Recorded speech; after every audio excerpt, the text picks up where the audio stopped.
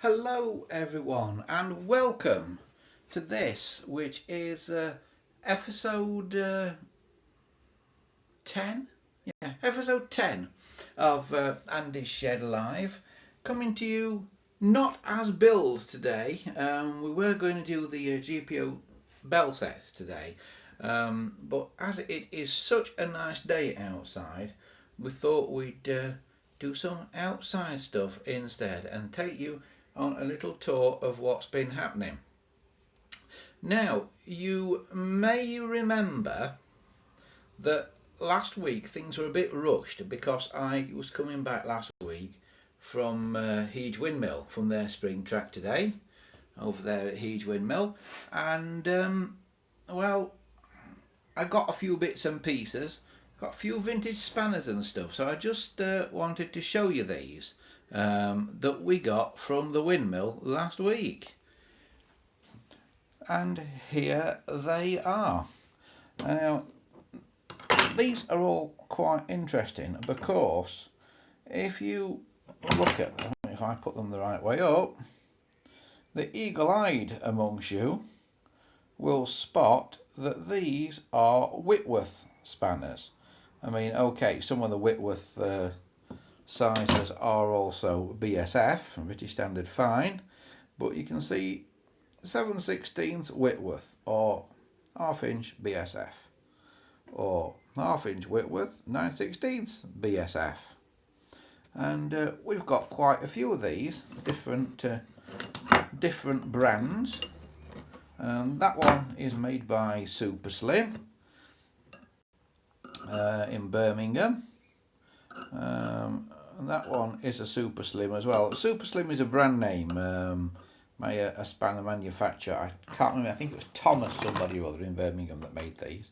But we've also got Snail brand as well. Again, made in England. Can you remember the good old days when things were actually made in England? So we've got a few Snail brand ones there.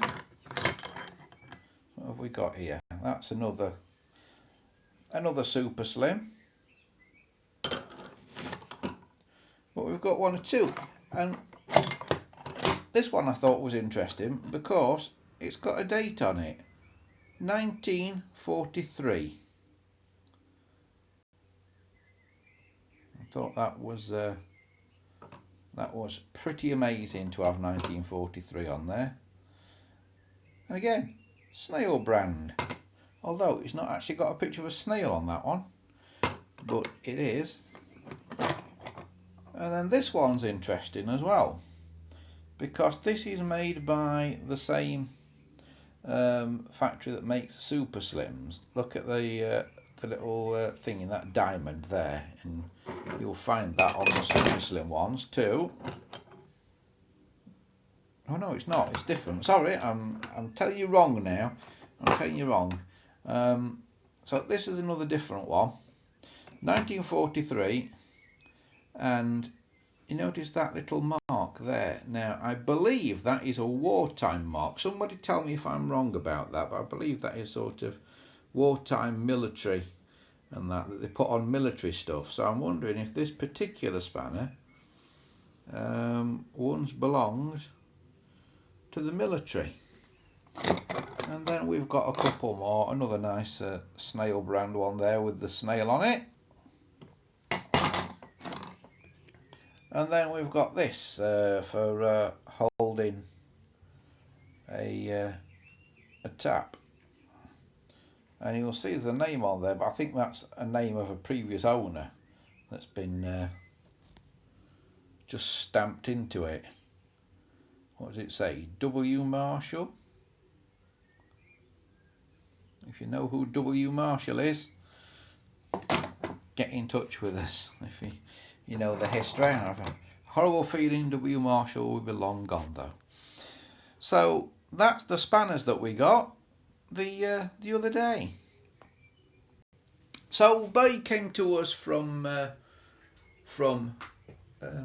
Heage Windmill, from their spring track day event that went on a week or so ago.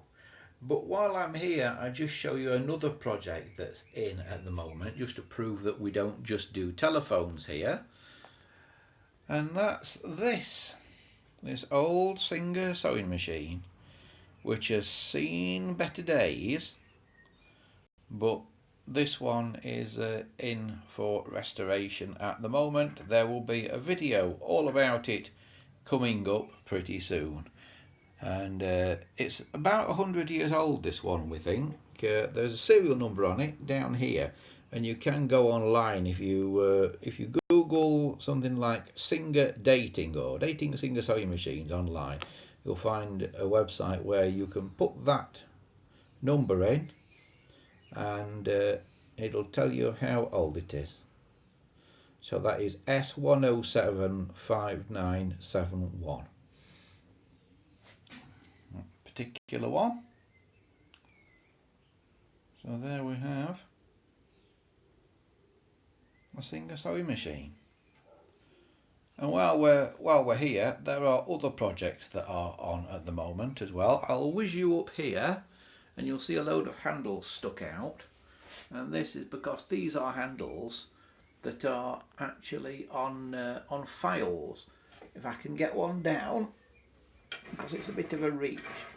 But they're up here for the handles to dry, because what I've actually done with these files, I'm going to come back down here and show you, is we've put nice new handles on, nice new varnished handles on them.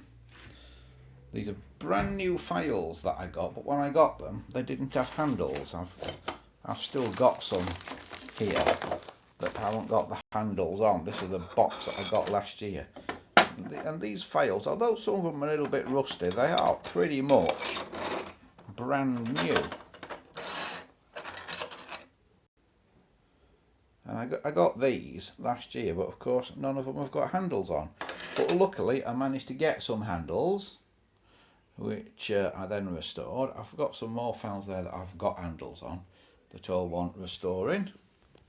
But this is one of my first batch that I've actually done. See, and they're up there.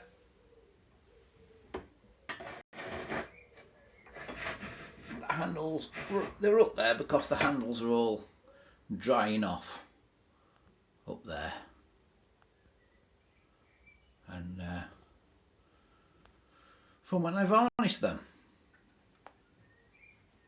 Okay, so there you have it. That is what we've been up to over the last week or so. Been getting the bits and pieces from Heage Windmill. Remember, if you want to find out more about what we've been doing, you can go down there. Look at that, andyshed.coldpress.net. Go and have a look there, and you will find out more about what we've been up to, and just some of the projects that we've had on in recent times. There, I'm just walking about at the moment because another thing that I get asked about. Sorry about the sun there. Another thing that I get asked about is this thing up here, which is a charcoal gasifier. Now, oh well, no, I tell a lie, it's not a charcoal gasifier. This is the thing that makes the charcoal. Now, we did a video about this ages and ages and ages ago. And it's one of the most popular videos that I've actually got. And people keep asking me questions about this. Excuse me. So I thought I'd take the opportunity here to try to answer some of the questions that I get asked. So one thing that they say is, how does it work? Well, it's really simple. Inside there is a fire grate. It's stood on a couple of bricks at the minute, so all the ashes drop out the bottom. But inside there is a fire grate, and you put basically anything that burns in there, a bit of wood, a bit of coal, a bit of whatever, and then that heats up a drum that is inside this thing. If I take the top off here and flatten the nettles with the top, because I've just stung myself, you'll see there's another drum made out of an old gas cylinder inside the bigger one, and you'll see there's a gap down there. Can you see that gap down there? And when you light the fire underneath it, the flames lick up in that gap and heat up this inner drum, and this inner one has wood inside it. It's all full, ready for a burn at the moment, you see. But that wood inside there doesn't burn. What it does is it basically cooks, and various gases come out through here which burn off, and when it's done, what you end up with in there is nice black charcoal. So that's how it works. But I wanted to show this gap down here because people have been asking how much of a gap there is, and it's maybe about an inch or so, I would say, in there, just enough to sort of get your fingers in. So that is that. Okay, right, we'll put the lid back on that now. Lid going back on. Bit hard to do when you're holding a camera with your other hand. There we go. I think it's fairly secure. Right, that. There, and I put some little air holes around here. The idea is that secondary air goes in here so that the smoke that's going up this chimney, secondary air gets let in there, and that should then combust and not smoke so much. But I don't think those holes are big enough because it does still smoke as it is at the moment. So I think it needs bigger holes. So that is the charcoal maker, the charcoal retort, to give it its proper term. And if we come here, I can show you some of the charcoal that it makes. When it's done, you actually end up with something like that. It's in there, and there it is. You see, looks like a piece of wood, but actually that is charcoal. It's really easy to break. Makes beautiful charcoal. You can use it as biochar in your garden, but I'm going to be using it to run an engine with a charcoal gasifier. So I'm not going to be using it for the garden. I'm going to be using it to try and run a stationary engine. And if we go this way, I'm going to run it on old pallets. You'll see loads of old pallets stacked up. We're going to try and make it out of old pallets and things, the charcoal. And if we come back down here, you will see one of the stationary engines that was out. This was out at the event last weekend. And this is a Lister D stationary engine. They started making them in the 1920s. I think this particular one is from the 1950s. And they carried on thinking into the 60s making them, and it's a petrol stationary engine, single cylinder, and that was out chugging away at a rally last weekend, and we'll be out again next month. I think we're out again now. So there it is. There is the Lister D. Well, that about wraps it up for this particular episode of Andy's Shed Live. I do hope you've enjoyed it. As I say, not as scheduled. It did say in the title that we were going to do the telephone bell sets this week, but as it was a nice day, I thought we'd get outside and we'd do something a bit different instead. So I hope you've enjoyed it.